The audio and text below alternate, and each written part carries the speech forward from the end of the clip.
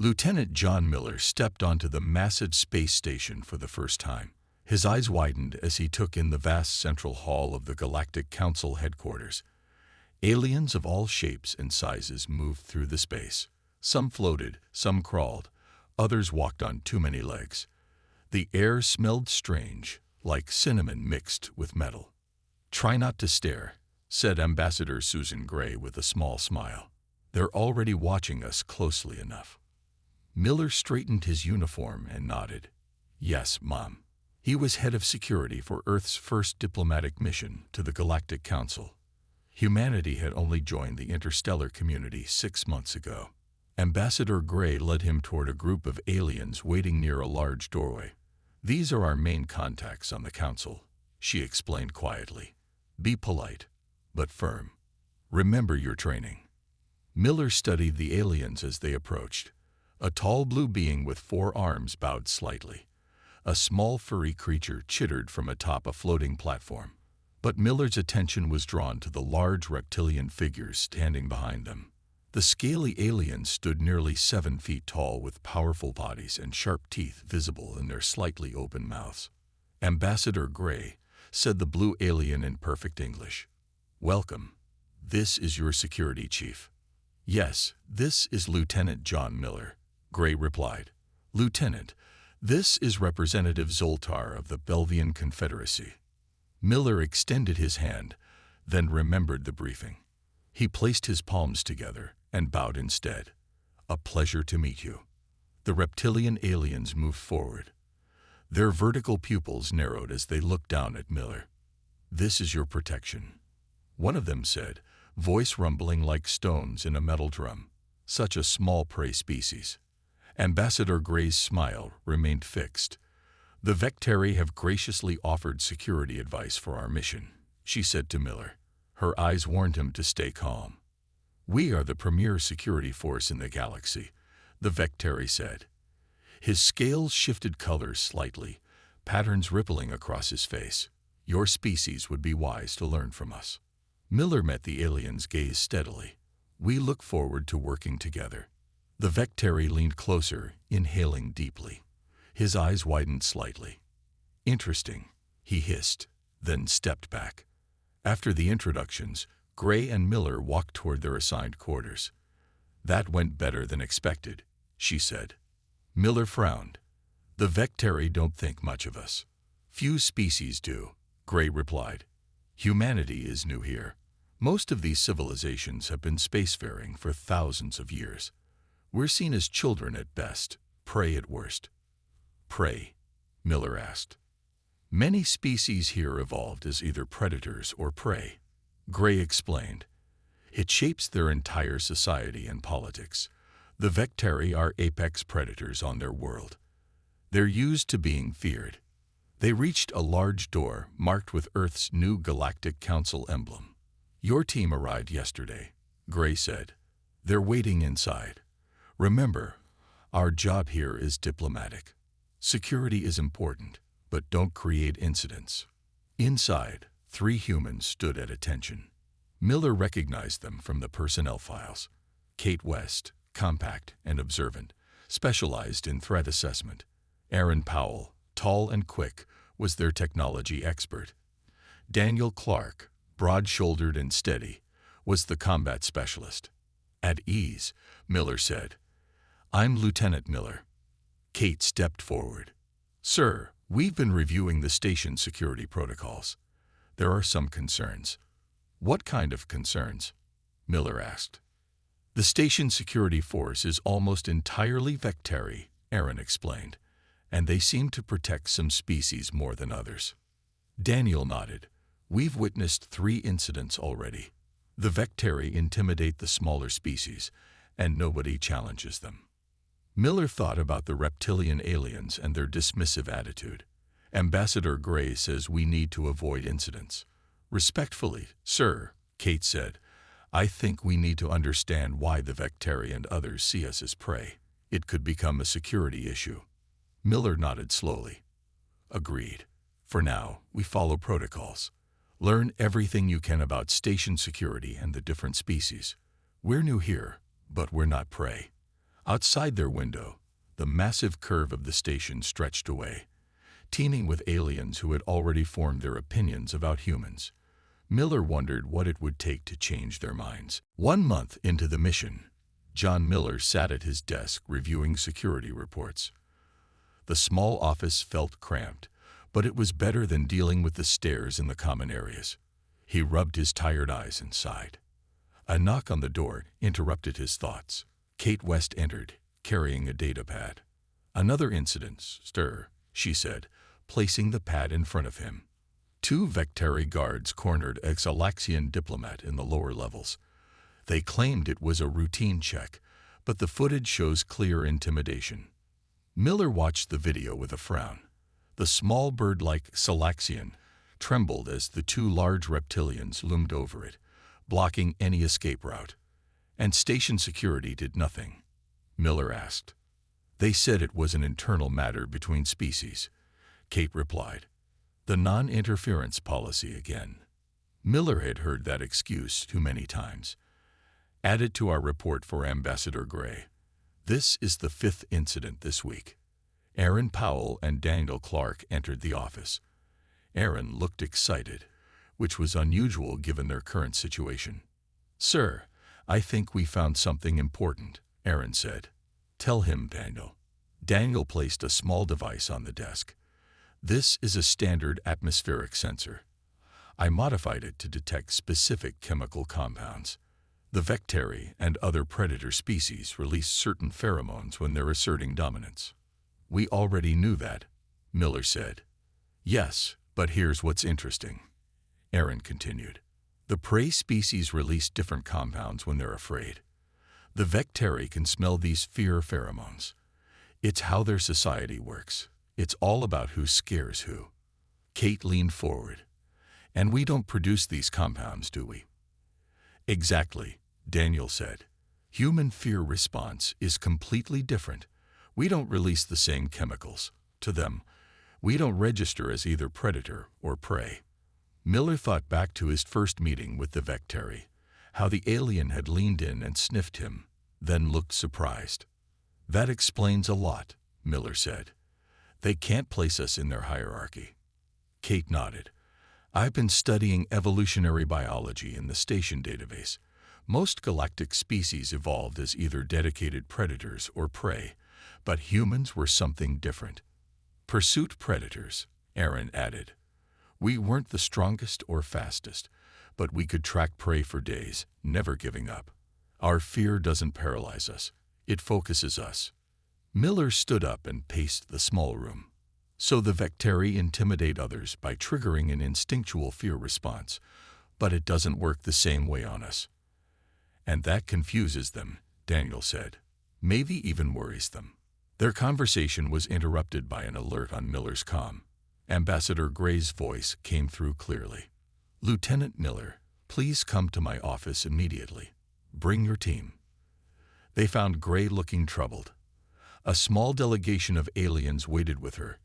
A Belthian, 2 Galaxians, and a gelatinous being Miller recognized as a Malari diplomat. "Lieutenant," Gray said formally, "these representatives have made an unusual request. They want human guards for their next joint conference." The Belthian stepped forward.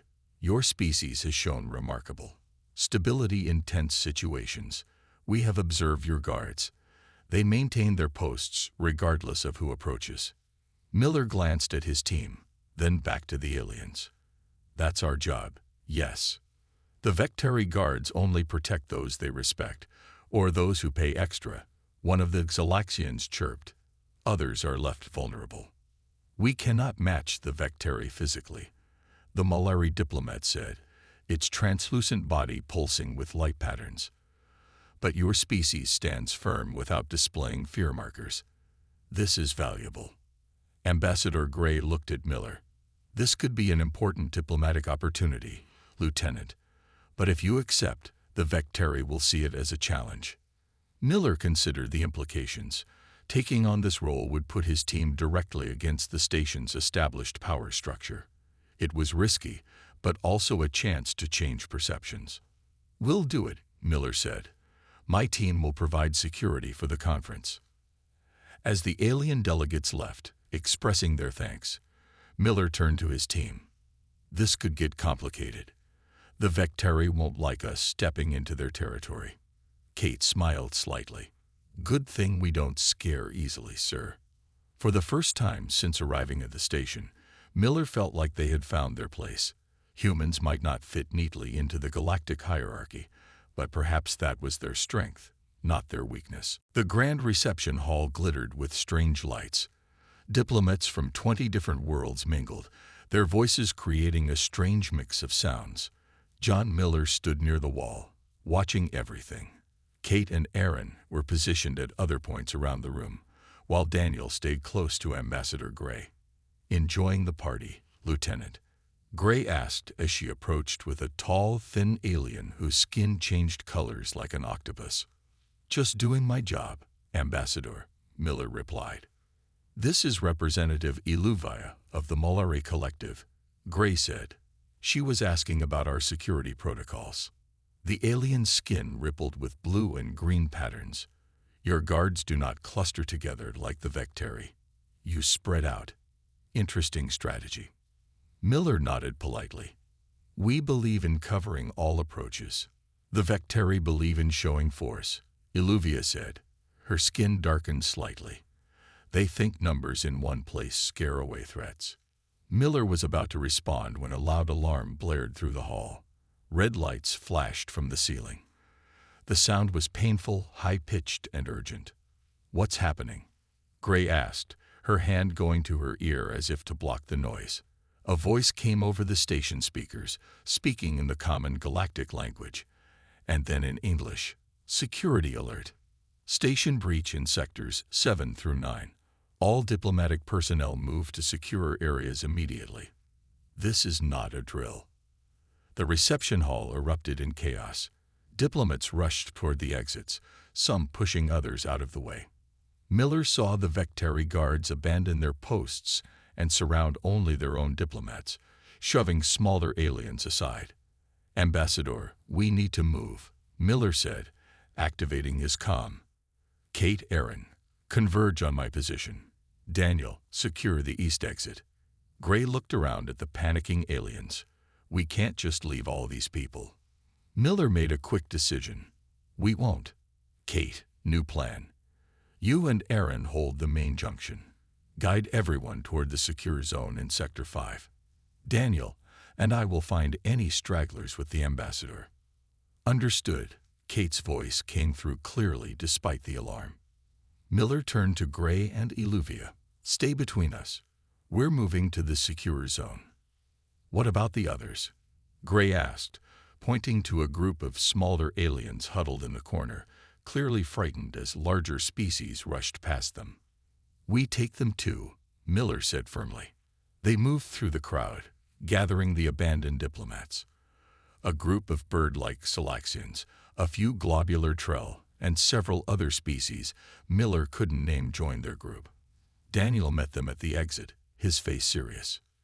The main corridor is blocked, he reported.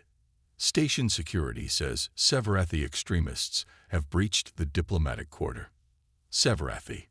Gray asked. Anti-council faction. Iluvia explained, her skin now pale with fear patterns. They oppose all cooperation between species. Is there another way to the secure zone? Miller asked. Daniel nodded. Service corridor through Section 8B, but it's close to the reported breach point. Miller looked at the frightened diplomats. Most of their own guards had abandoned them. He made his decision quickly. We're going through. Daniel, take point. I'll cover the rear. They moved through the quiet service corridor, the alarm still blaring distantly. Miller noticed the alien diplomats watching him and Daniel with confusion. He realized none of them were used to guards who protected everyone, not just their own kind. Why do you help us? A small Salaxian asked Miller. We are not your people. Because it's right, Miller said simply. They were halfway to the secure zone when the corridor lights flickered. Daniel raised his hand, signaling for everyone to stop. Ahead, a door slid open. 3 figures entered the corridor, tall, gray-skinned aliens with 4 eyes and strange weapons. Severathi, Eluvia whispered, her skin going almost white. The intruders spotted the group and raised their weapons. The diplomats froze in terror. Miller felt his heart race, but his mind remained clear. He pushed Gray and the others back around the corner. "Daniel, defensive position," he said calmly. "Ambassador, keep everyone together and stay low." As the frightened diplomats huddled behind them, Miller and Daniel stepped forward to face the threat. The aliens watching them seemed shocked that the humans weren't running away. "What are you doing?" one of the Trell diplomats asked. "You cannot fight Severathi." Miller checked his stunner. "Watch us." The 3 Severathi moved forward, their 4 eyes fixed on the group. The weapons in their hands hummed with energy. Miller assessed the situation quickly. The corridor was narrow, an advantage for defenders. "Daniel, on my mark," Miller said quietly. He turned to the diplomats behind them. "When we engage, move along the left wall. Ambassador Gray knows the way to the secure zone." The Severathi leader spoke, his translator making the words sound flat and cold. "Give us the Malari representative. The rest may live." Miller noticed Eluvia trembling behind him, her skin flashing warning colors. He stepped forward, keeping his stunner low. "No one gets left behind," Miller said. The Severathi tilted their heads in confusion. One spoke quietly to the leader, who then addressed Miller again. "You are human. This is not your concern. Step aside or die with the others." Miller didn't move. "Last warning. Drop your weapons and surrender." The Severathi raised their weapons. Miller and Daniel didn't wait. They fired simultaneously, diving to opposite sides of the corridor. Miller's shot hit the leader in the shoulder, while Daniel stunned the one on the right. The 3rd Severathi fired, but the energy pulse hit the wall where Miller had been standing a moment before. Daniel rolled and fired again, catching the 3rd attacker in the leg. The alien fell but kept his weapon up. Miller rushed forward in a low run, surprising the wounded leader, who clearly expected him to retreat. Before the Severathi could aim again, Miller knocked the weapon from his hands and pinned him to the floor. "Daniel, secure the others," he ordered. "Ambassador, move the diplomats now." Gray led the wide-eyed aliens past the fight, keeping to the left wall as instructed. Daniel had the other 2 Severathi subdued, their weapons kicked aside. The diplomats stared at the humans as they passed, their expressions showing a mix of fear and something new, respect. Once the diplomats were past, Miller bound the leader's hands with restraints from his belt. Station security would deal with them later. He activated his comm unit. "Kate, status report." "Junction secure, sir," Kate replied. "We've guided about 30 diplomats to the safe zone." Aaron hacked a terminal. "The Severathi breached 3 points, but station security has contained 2. Your area was the last active zone." "We've neutralized 3 hostiles," Miller reported. "Any word on additional threats?" "Negative. Station security is sweeping all sectors now." Miller and Daniel secured the captured Severathi to a wall fixture and continued toward the safe zone. They caught up with Gray and the diplomats quickly. One of the Xalaxians had fallen and injured its wing arm. Daniel knelt beside the alien. "May I?" he asked, indicating the injury. The Xalaxian nodded nervously. Daniel gently examined the limb. "Just a sprain, I think." He took a compression bandage from his med kit and wrapped the injury carefully. "This should help until we reach medical." The Xalaxian chirped softly in thanks, its fear scent noticeably decreasing. They'd reached the secure zone a few minutes later. Kate and Aaron were waiting by the entrance, looking relieved to see them. Inside, the large room was crowded with diplomats from many species. Miller noticed immediately that they were grouped by kind, each species huddled together. The Vectari diplomats stood with their guards in the center of the room, other species giving them space. As Miller's group entered, heads turned. Many of the aliens watched with curious eyes as the mixed group of diplomats walked in together, guided by just 2 human guards. Eluvia approached Miller, her skin now showing calm blue patterns. Your actions were unexpected. No guard has ever protected species not their own during an attack. Ambassador Gray smiled. That's not how humans operate. A station security officer, a Vectari, approached with 2 subordinates. His scales showed dominance patterns as he looked down at Miller. You engaged the Sevrathi directly, he said, his tone accusing. That was not authorized. Security matters are our domain. We protected the diplomats in our care, Miller replied evenly. As was our duty. Your duty? The Vectari flared his neck scales. You were supposed to retreat to safety, not fight. Miller met his gaze without flinching. We don't leave people behind. That's not how we work. Around them, diplomats of many species were listening. Miller noticed something odd. The smaller species were moving closer to the humans, while keeping their distance from the Vectari guards. The station security chief seemed to notice too. His scales shifted to an uncertain pattern Miller hadn't seen before.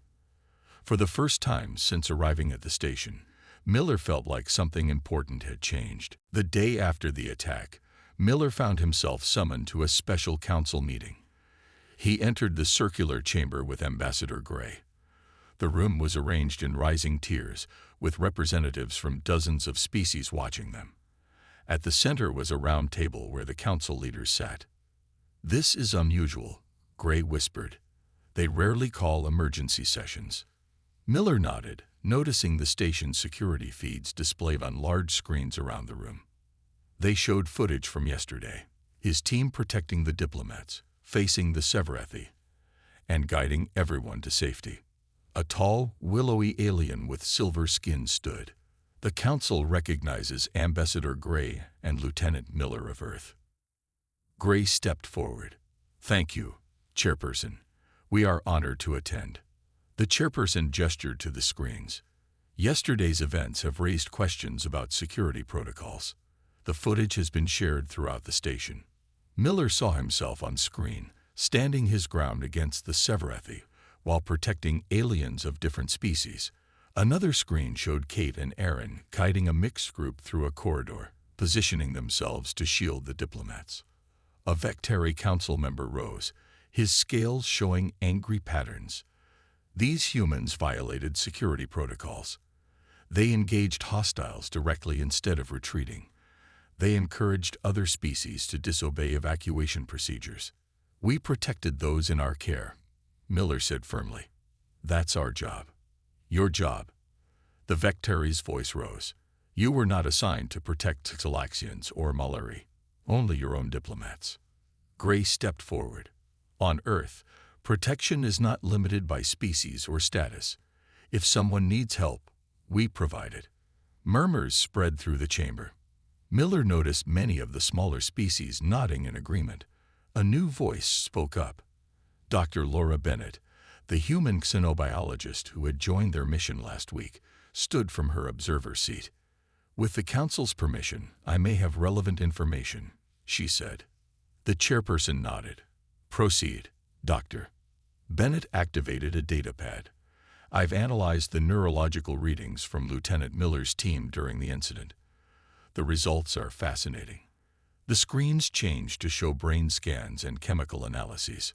Humans process fear differently than most council species, Bennett explained. When faced with danger, the Vectari and other predator species produce dominance hormones. Prey species produce freeze or flight compounds. But humans produce this. She pointed to a chemical formula. What is it? Asked a small, fuzzy representative. We call it norepinephrine, Bennett said. Instead of freezing or displaying dominance, it increases focus and decision-making. Humans don't experience paralyzing fear. They experience heightened awareness. The chamber grew quiet as the aliens considered this information.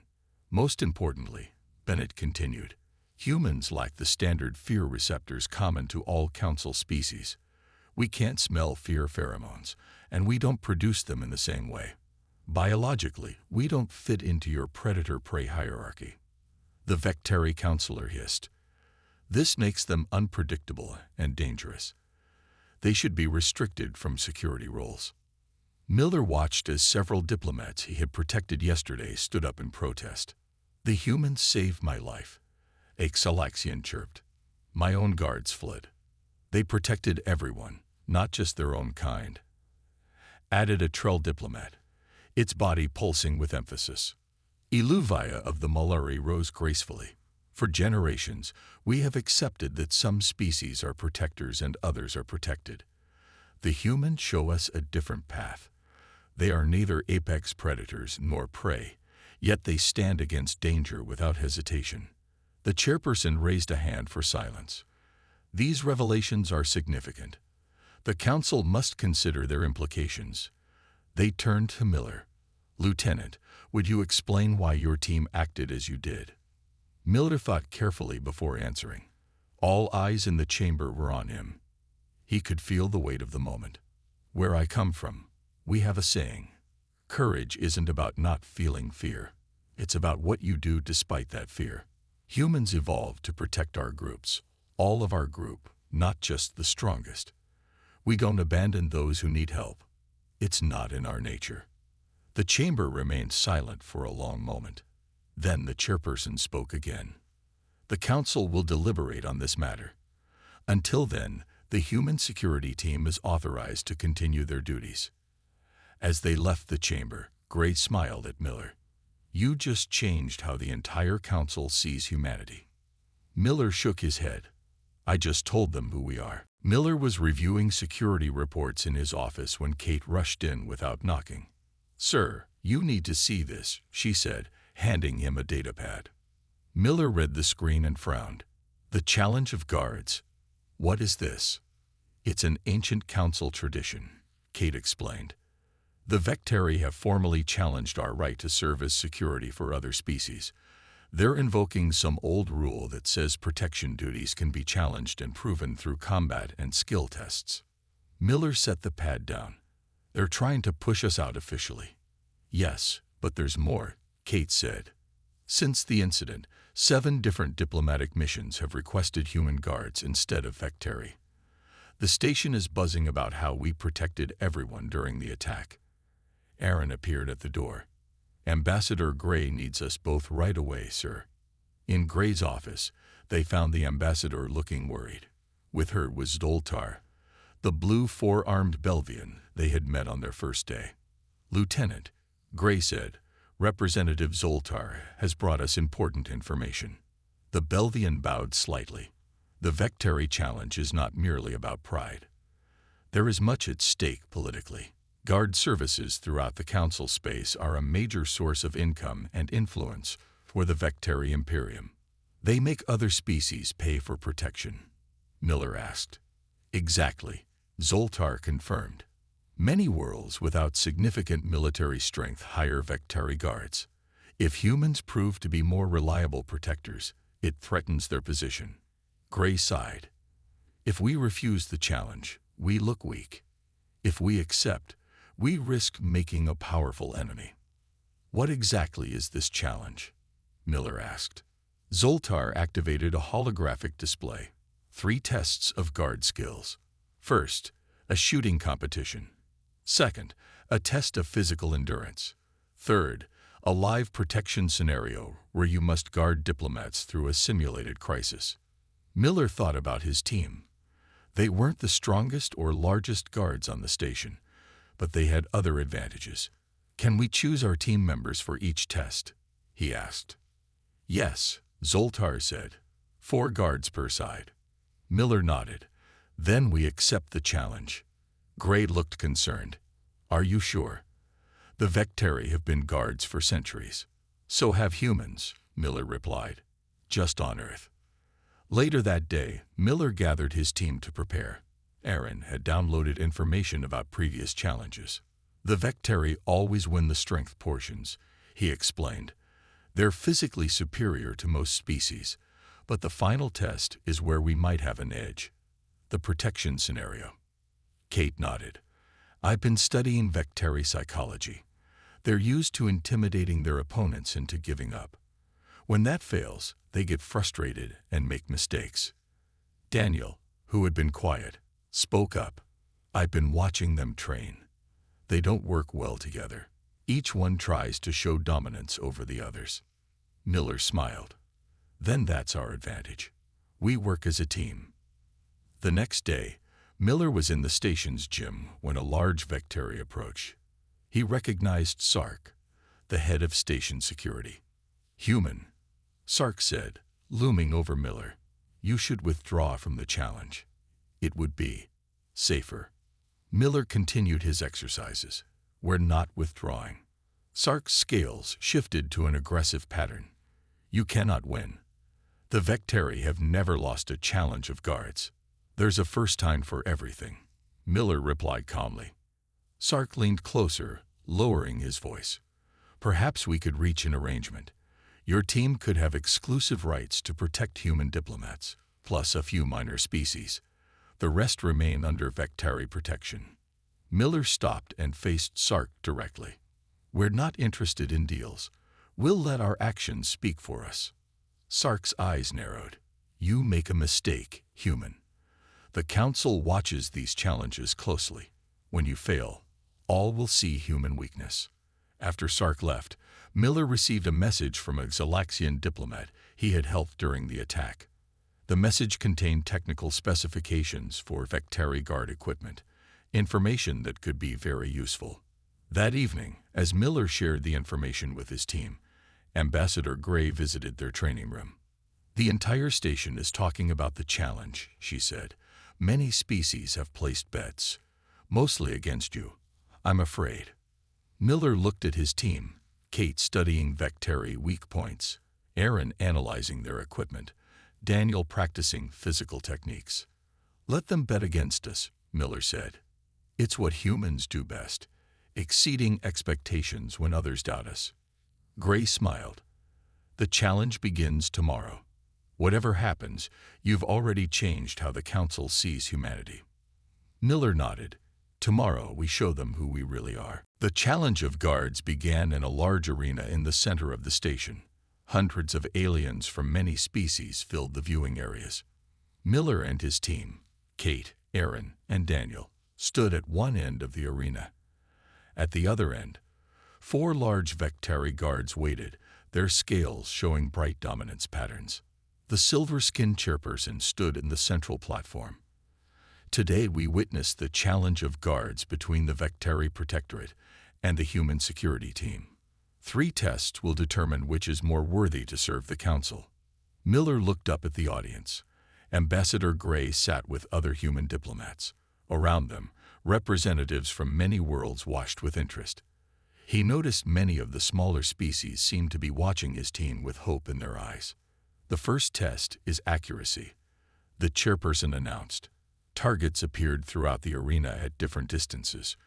Guards will use standard-issue stunners to hit as many targets as possible in 2 minutes. Miller nodded to Aaron. Their best shot. Aaron stepped forward, as did a Vectari guard named Krell. The targets began to move. Krell fired rapidly, hitting target after target with impressive speed. His shots were powerful, but not always precise. Aaron took a different approach, breathing calmly between shots, taking an extra half-second to aim. When the time ended, the scores flashed on screens around the arena. Krell, 47 targets hit, 68% accuracy. Aaron, 42 targets hit, 95% accuracy. The points were equal. The first test was a tie. The second test is endurance, the chairperson declared.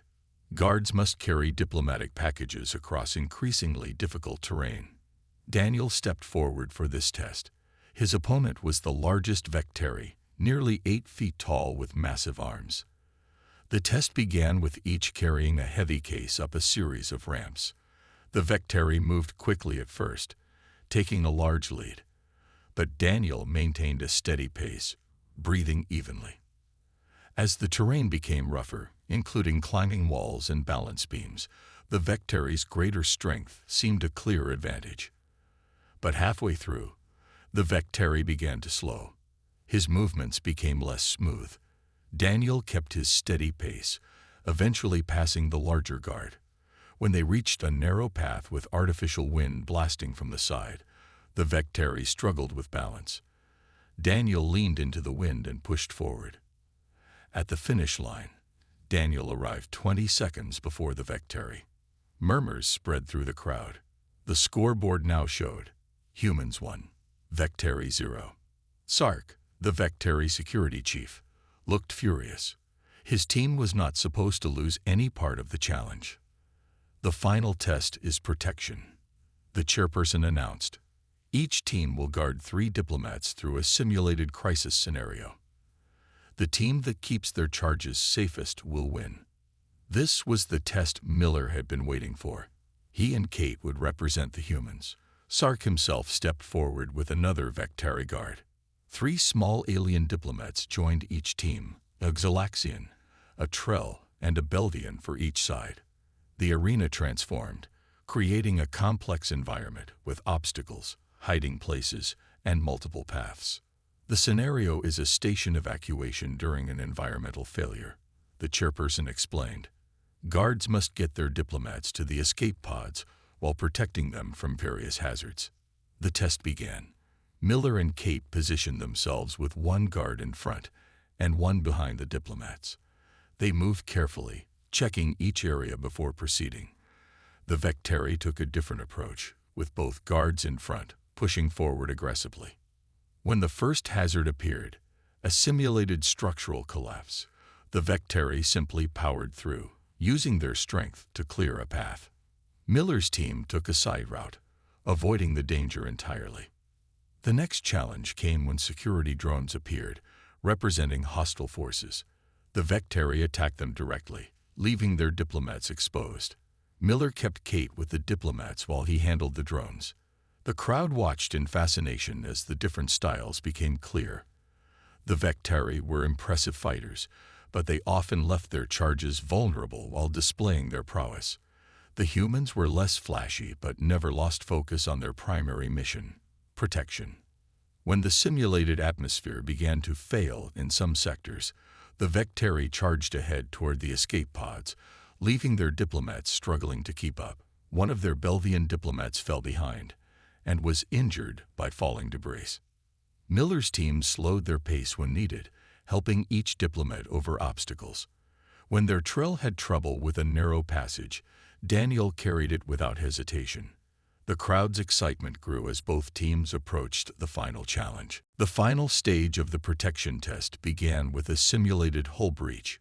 Warning lights flashed as sections of the arena were marked as decompressed. Both teams had to find safe routes to the escape pods while protecting their diplomats. The Vectari took an aggressive approach. Sark and his partner charged through obstacles, knocking aside debris and fighting through drone guards. They moved quickly, but their 3 diplomat charges struggled to keep up.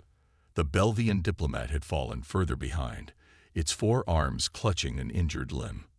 Miller and Kate moved differently. They maintained a tight formation around their diplomats, constantly scanning for dangers.